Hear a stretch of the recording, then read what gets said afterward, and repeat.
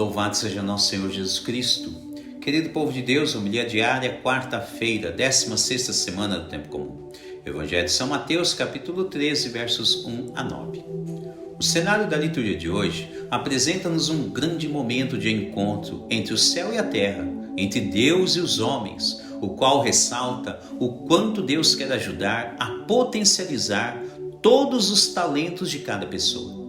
Olhemos com bastante atenção e muita profundidade aos textos litúrgicos, partindo principalmente da primeira leitura, que diz assim: Antes de formar-te no ventre materno, eu te conheci. Antes de saíres do seio de sua mãe, eu te consagrei e te fiz profeta das nações.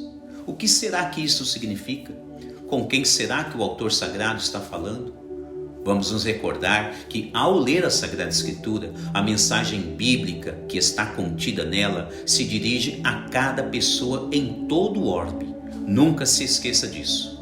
Diante disso, o trecho bíblico, ao anunciar que antes de formar-te, ou mesmo antes de nascer-te, então cada pessoa é pretendida e conhecida por Deus. O que isso significa? Entre algumas interpretações, significa que Deus conhece a vida de cada pessoa melhor do que a própria pessoa. E como é que isto funciona? Não é complicado de compreender, dado que Deus, sendo o autor de toda a criação, Ele conhece exatamente cada particularidade de todo o interior e exterior de suas criaturas. Não é assim que funciona com os vários inventores em todos os séculos até os nossos tempos atuais? Os cientistas, biólogos, químicos, físicos nucleares, engenheiros, arquitetos, enfim. Quando cada um deles inventam algo que seja de sua área específica, eles sabem exatamente como tudo funciona e foi formado, detalhe por detalhe. Agora imaginem se um homem ou uma mulher podem inventar algo e conhecer todos os seus detalhes, quanto mais a Deus, que é o Criador de todas as coisas. Por isso é fácil de compreender que na primeira leitura está sendo anunciado que antes de nossa criação, Deus os conhece. Foi Ele quem nos criou. De fato, veja que nem mesmo Jeremias conhecia o potencial que existia dentro dele.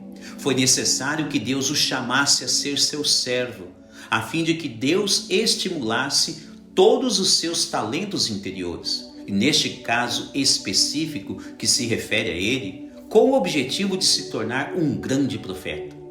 Nesta ótica, veja que cada particularidade da vida do ser humano fica mais rica e eficiente quando Deus toca em todas elas e os potencializa.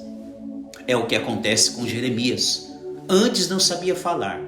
Antes era uma pessoa medrosa. Após o chamado de Deus em sua vida, ele aprende a falar muito bem. Ele perde o seu medo de falar para as pessoas, entre outros tantos talentos que foram despertados em sua vida. Na prática litúrgica, é o que Deus quer realizar na vida de cada filho seu.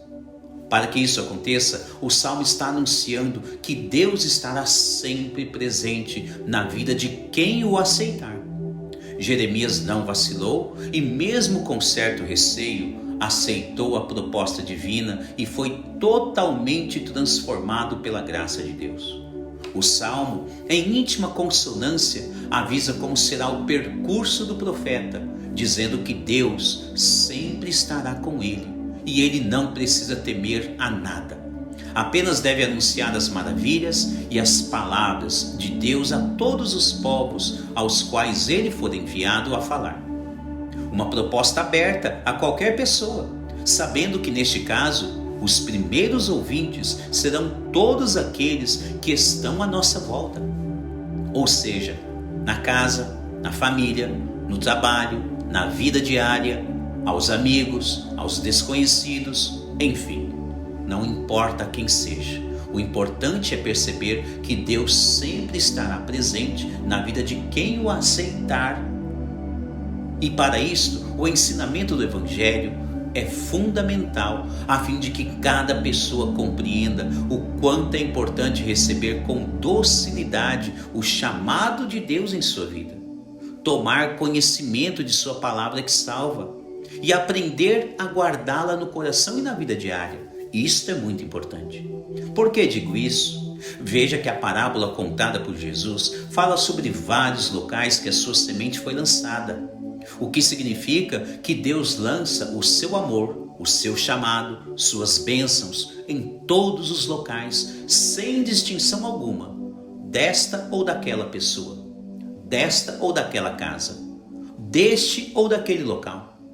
A prova disso é ver que o evangelista São Mateus diz que a semente foi lançada em toda a beira do caminho, entre pedras, entre terra árida, entre espinhos e entre tantos outros locais.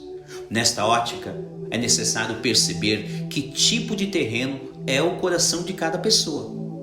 Árido, pedregoso, com espinhos, ou é terra boa, como foi o coração do profeta Jeremias, que aceitou o chamado de Deus em sua vida e se tornou um grande profeta. No terreno árido do coração, no terreno pedregoso ou com espinhos, a semente não criará raízes, não brotará e não crescerá. Por outro lado, o terreno bom do coração receberá a semente com docilidade e ela criará raízes, brotará, crescerá e dará muitos frutos bons, seja na vida pessoal, na vida familiar, comunitária, profissional, enfim. Você tem acolhido a semente da palavra e o chamado de Deus em sua vida? Reflita qual terra é o seu coração. Deus chama todas as pessoas a dar bons frutos. Louvado seja nosso Senhor Jesus Cristo.